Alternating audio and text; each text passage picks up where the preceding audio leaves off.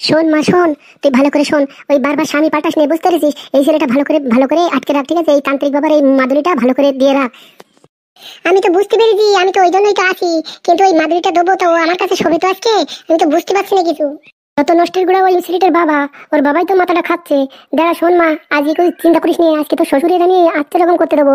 জাঙ্গিয়া ট্যাঙ্গার খুলে সারা রাত করতে দেবো, তারপরে ওকে বলবো যে তোমার ছেলেকে আজকে 3 দিন এখানে রাখো, ঠিক আছে? শোন, এইভাবেই তো ওকে 3 দিন আটকে রাখতে হবে, ঠিক আছে?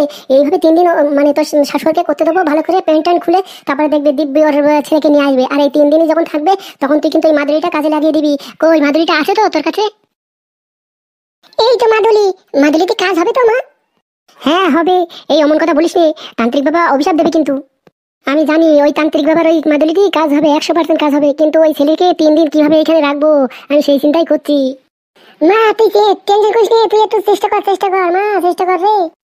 চেষ্টা তো করবো রে মা, চেষ্টা না করে থাকবো? তুই আমার একমাত্র মেয়ে, তোর কষ্ট মানেই আমার কষ্ট। তুই যদি না থাকতে পারিস আমি বা কি করে থাকবো?